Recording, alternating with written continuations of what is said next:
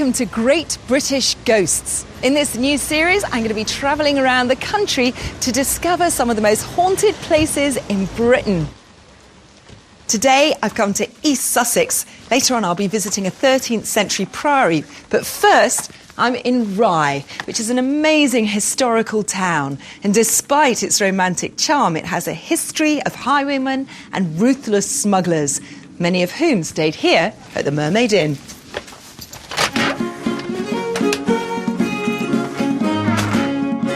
The Mermaid Inn is one of the oldest and reputedly most haunted inns in Britain. It sits in the heart of the old town of Rye, down on the Sussex coast, and literally oozes history. The town itself is still a busy fishing port, and the inn was said to be used as a base by a notorious band of smugglers, and is rumoured to be haunted by no less than 5 different ghosts. Its owner for the past 20 years is Judith Blinko, who agreed to show me around. We have many, many guests who stay purely hoping to see ghosts. And I always think it's the people who are coming not to expect ghosts that seem to see them, opposed to those just sitting in wait. And this is one of our most interesting rooms, where there have been a lot of paranormal activity.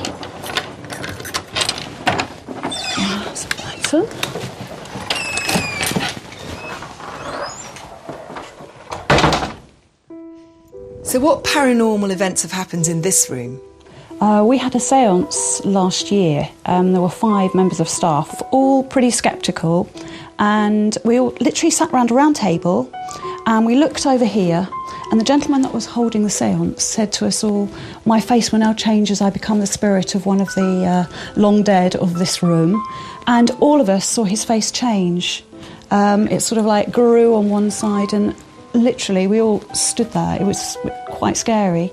And at one point in this corner, he said he was speaking to an actual spirit, and he told each one of us in turn to come over, and we put our arm through, and our arms actually disappeared into where his body in theory would be. And again, we all saw the same thing. I saw my arm disappear, they saw my arm disappear, and it was just really, really bizarre. I'm sure that the Mermaid Inn is haunted, having been here now for 28 years. And it's the same rooms that people see things in year after year after year.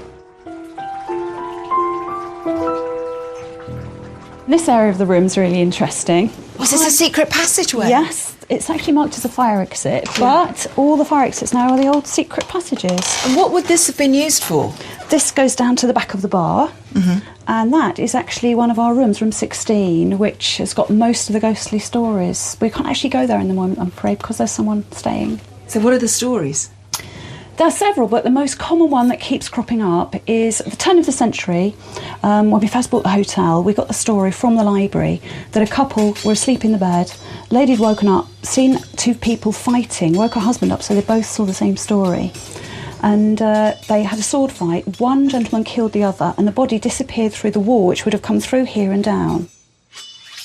Also, last year, we had a gentleman who left his camera running on slow all night, and at 2:15, you actually see at this corner of the room, it goes very dark, and you see a strange light dart straight down to the floor, and you could hear metal on metal. And the same week, someone took 3 photos on their digital camera, and the middle one shows a figure. And again, on the digital camera, it shows the time, and that was 2:15 as well, in the same room. With the sword fight in room 16, the body supposedly went through the secret passage, which in turn has a little set of stairs which goes down to the back of the bar. And in the good old days, the bar was actually on that particular corner. And one day, we actually had a barman came to work, and all the bottles in front of him fell off the shelf. And the last thing we saw of him was his bow tie left on the side, and he left. We never saw him again. There's so much history at the Mermaid Inn that it's little wonder the building is so haunted, with nearly every bedroom having its own ghost story. So what happened in this one? This room was a couple fast asleep in the bed here, and they saw a figure walk through this wall, across the room and through that one. And it was really bizarre, because when I came on duty at 8 in the morning, they're fast asleep on the couch downstairs, and they refused to come back up and get their clothes. So we had to bring all their stuff from the room downstairs so that they could go and get changed. So they were terrified? Yep, wouldn't come back up at all.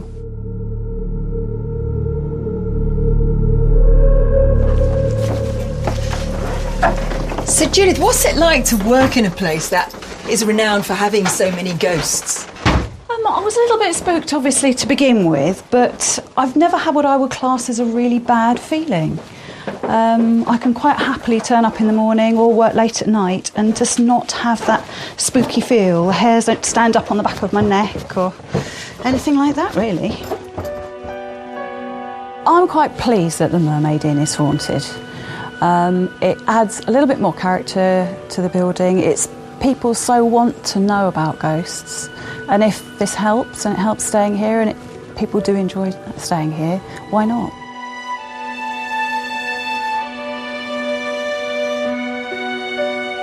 Peter Kostick is Rye's Heritage Officer and knows all too well how the town's history is connected to the ghostly goings-on at the Mermaid Inn. I think the Mermaid Inn is so haunted because it's got so much history. It was rebuilt in 1420. It was previously burnt down. It's had so many souls that have passed through this particular building and structure. It's a very old building and we can't get away from it.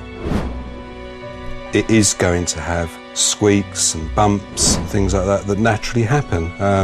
The walls aren't that thick and the floorboards are very squeaky, so you will hear things that have got nothing to do with the paranormal, but that's part of its charm, I think.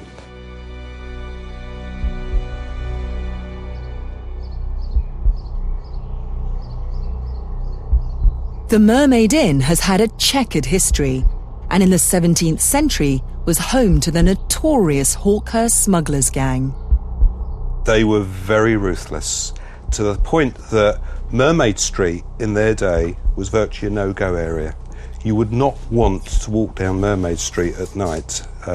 You ran the gauntlet, and there was no law and order, so they could do what they liked, and they would murder if they needed to. So Peter, how do you think all this smuggling history has manifested itself in the haunting of the Mermaid Inn? One of the stories that always tend to crop up is the servant girl who was in the Mermaid Inn and was murdered by members of the Hawkhurst gang because they felt she had betrayed them, and her boyfriend was a member of the Hawkhurst gang, but actually she hadn't. And that particular apparition does actually show itself to some of the guests in some of the rooms that they've seen when they've actually stayed here. Well, the Mermaid Inn is certainly full of fascinating history and ghosts, and a lot of that is connected to smuggling. Now, if those smugglers were caught, then they were carted off to the town jail, which apparently is quite an eerie place to visit after dark. In fact, it's said that the local jail is the most haunted place in all of Rye. So naturally, it sits right next door to the town's graveyard. I'd arranged to meet the man with the keys, local historian Ted Empson. Hi, Ted. Hello, good evening. Welcome to our gorgeous tower. So this was the town jail, was it? It was over 400 years a town jail, yeah. It was never built as a jail, but that's what it was used for the most of the time. It's like a pretty horrible place to be holed up for a night or two. It's lovely in there. Come in and have a look. All sorts of things.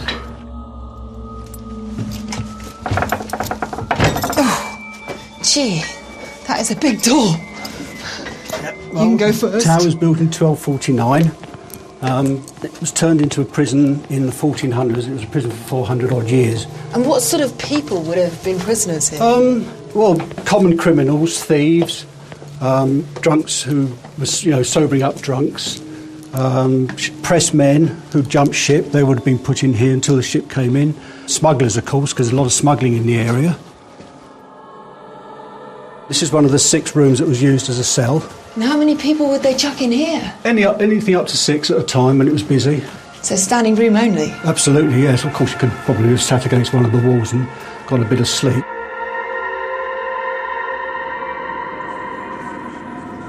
According to Ted, the Tower Jail has had hundreds of ghost sightings down through the centuries, right up to the present day. What other hauntings have happened here? We've had a number of hauntings. People have seen and heard children in the building, and we had one particular lady who was up here one night and she felt as though there was a woman, a wise woman here, who was cooking up potions.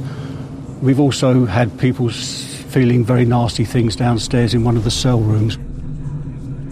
I think there's so many ghosts here because of, if we go back into the history, is that there's been so much trauma here. There's so many troubled souls here. And that's what I think, that's when we call ghosts or spirits, whatever we want to put them into, is that it's the trauma that they've suffered, it's the death, the suicide. That's what's left their residue here. It's residue energy. John, have you had any paranormal experiences yourself? I have. One particular one, which will stand out for me for quite a long time, was down in the garden. The team I was with had gone into the women's tower to see what was in there, and I stood outside, and I just got the feeling there was something really sort of not very pleasant going on at this end of the garden, underneath here. And I looked round, and I can't say I saw anything, but it was just a feeling that it was very broody. You know, there was something going on.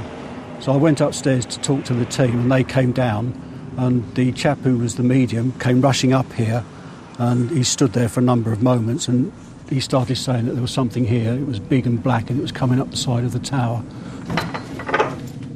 Well, at least it's light out here. Oh, it's much better out here in the evening. Which way? It's just down here. Come down these steps. So, Ted, does the garden always have an eerie feel to it? Oh, no. During the daytime, it's a very pleasant place to be. It just takes on this different persona at night. Here we go, down here, behind the steps. When you had that paranormal experience down here, what do you think it was?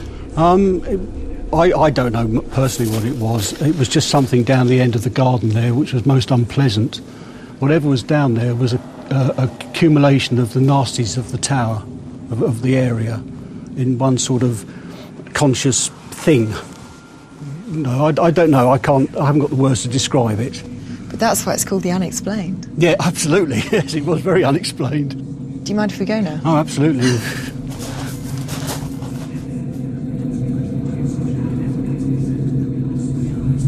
Well, Rye really is a fascinating place, and almost every building is like a historical picture postcard. The Mermaid Inn has some great ghosts in, let's face it, a stunning setting. But as for that tower jail, well, to me, it was very oppressive, and I'm rather glad to be walking away from it.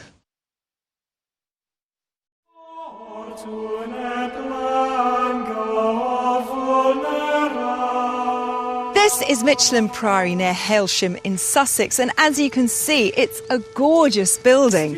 It's surrounded by a moat and it dates back to 1229. That's 800 years of history, and that usually provides for some great ghosts. Michelham was originally founded as an Augustine priory back in the 13th century, but the building you see today was largely rebuilt in the Victorian era after a series of fires. It has a reputation for being one of the most haunted places in Sussex, and one of the Priory's official guides, Roy Le Croisette, agreed to introduce me to some of the ghosts. They didn't live here, down here. Michaela, welcome to the Prior's room. This room is reputed to be the most haunted in the building. Some people are absolutely terrified of this room. Now, we're going to go into and have a look in this corner, and let me tell you a little story. One day I came in here and I saw a little girl there, something between the ages I would think of about 6 and 10. And we had a little bit of conversation from there. She said, "You're not coming any further, please." I said, "OK, I respect what you said." She said, "But later on we will meet again, I hope." I said, "So do I." And then she just disappeared. There was nobody there.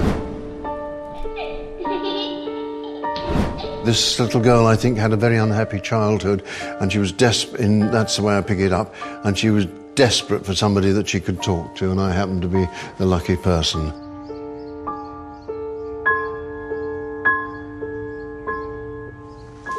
Well, obviously this is the kitchen. Yes, indeed, Michaela, and this is our lovely kitchen which is something over 200 years old, and you'll see the different bits we've got in here. And it was in this room that I had a most interesting experience at about 2 o'clock in the morning. And it was in here that I met a character standing over there dressed as a cook or a chef.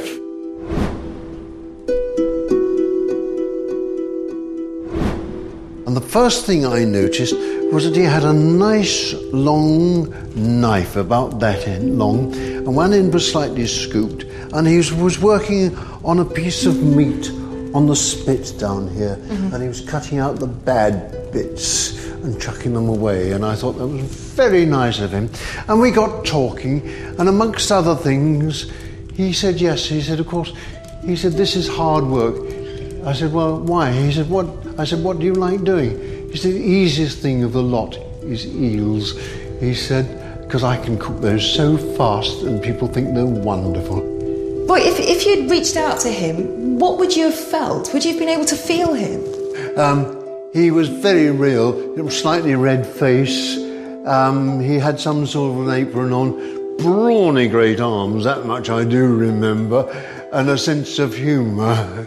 He was stouter than I am, put it that way.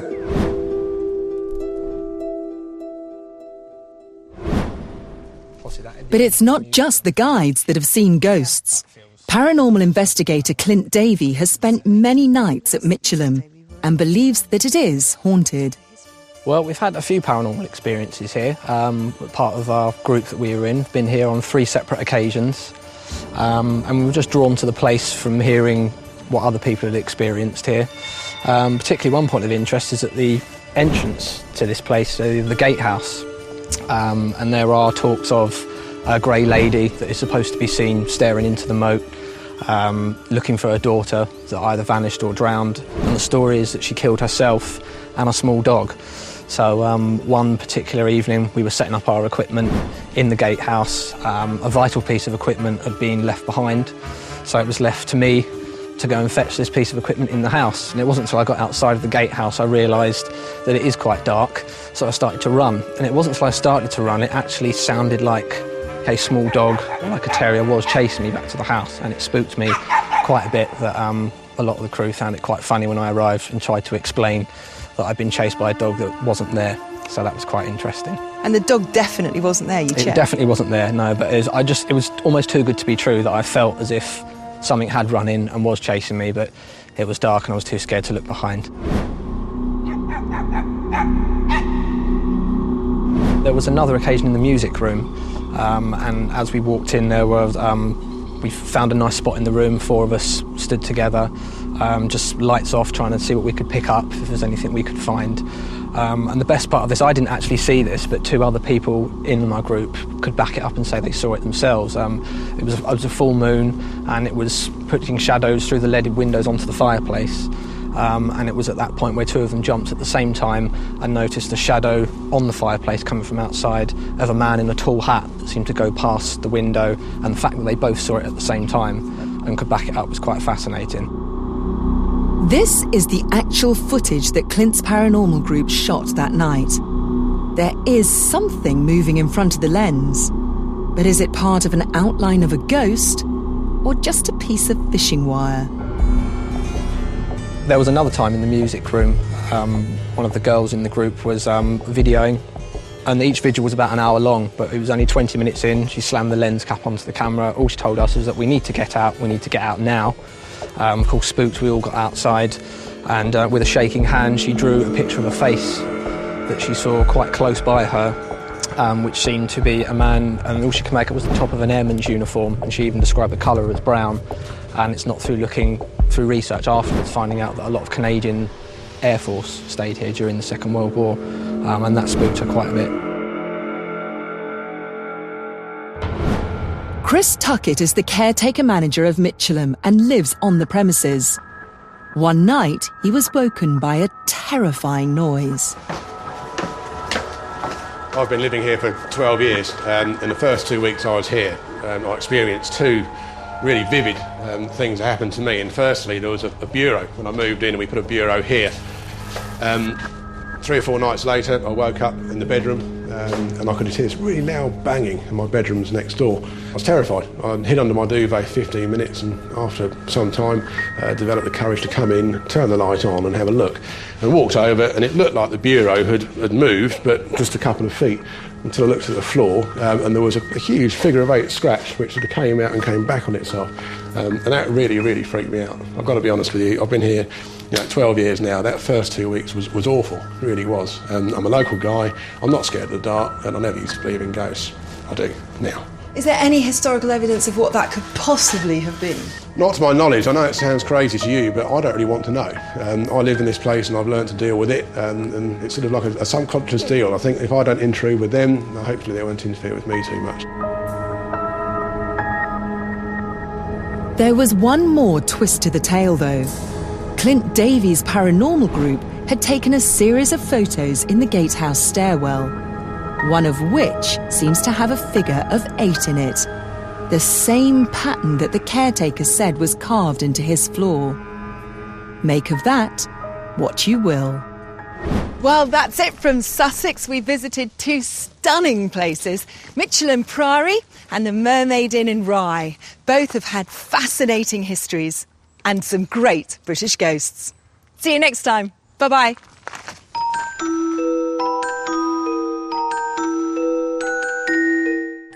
Recounting Himmler's plans to realise Hitler's vision of a pure Aryan Germany, it's Into the War Zone with the world at war in half an hour, after the haunted pub crawl continues with more great British ghosts. New to yesterday. Next.